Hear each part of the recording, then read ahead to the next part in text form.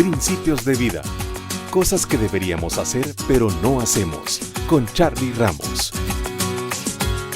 Hola, ¿qué tal? Bienvenidos al podcast del día de hoy. Es un privilegio el poder llegar hasta tus hogares o a donde tú te encuentres y poder compartir estos principios que esperamos puedan llevar mucha bendición a tu vida.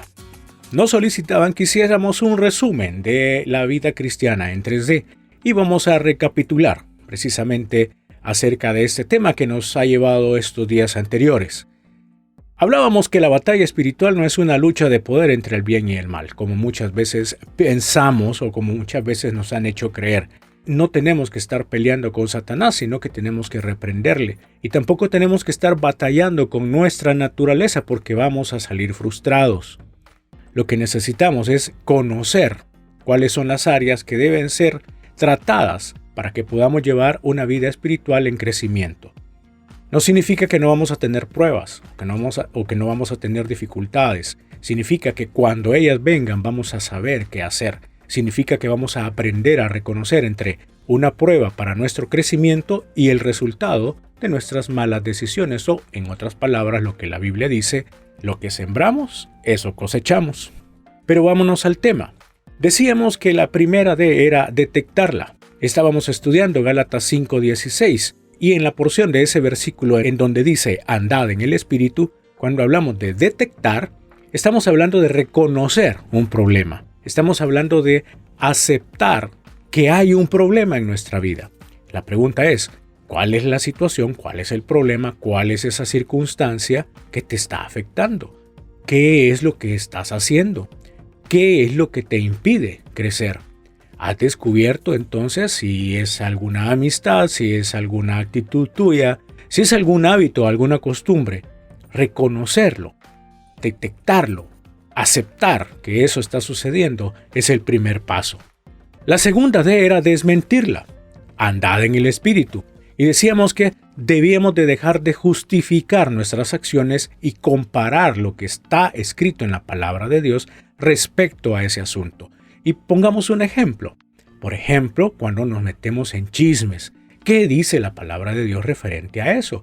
Y uno de los ejemplos que podemos ver es que la palabra de Dios dice allá en Levítico que no debemos andar chismeando, porque chismear es similar a asesinar a nuestro prójimo, a nuestro hermano. Entonces nos dice, no andéis chismeando. Cuando nosotros estamos tan acostumbrados a hacerlo, pensamos que es algo normal, que es algo natural, que nosotros ya así somos. Cuando vamos a la palabra de Dios y descubrimos lo que dice la palabra de Dios respecto a esa situación, o a ese problema, o a ese hábito, estamos desmintiendo aquello que creíamos que era verdad, comparándolo con la verdad de la palabra de Dios. Desmentirla. Y poníamos el ejemplo que Adán se justificó a sus acciones en lugar de reconocer que se había equivocado.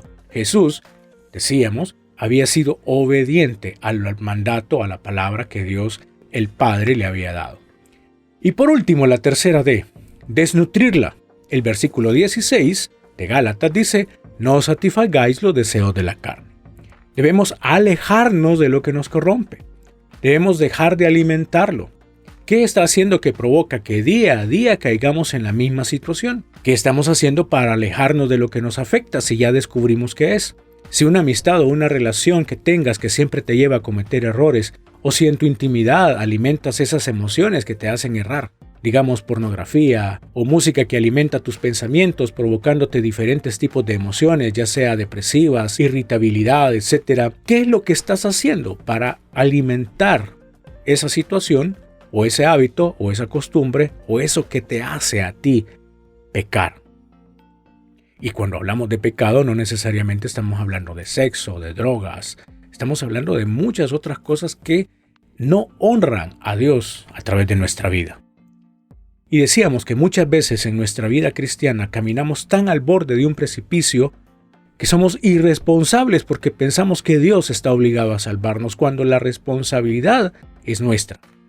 Debemos aprender a cuidar nuestra mente y nuestra alma. Romanos 6:12 dice que no debe reinar el pecado entre nosotros. Y Santiago 1:14 nos invita a que no debemos acariciar la posibilidad de pecar. En conclusión, amado, Es nuestra responsabilidad andar en el Espíritu. Dios ya hizo lo que tenía que hacer a través de Jesucristo. Solamente nos queda entonces hacer nuestra parte. Y así como dijo Jesús, ve y haz tú lo mismo. Esto fue Principios de Vida, cosas que deberíamos hacer pero no hacemos, con Charlie Ramos.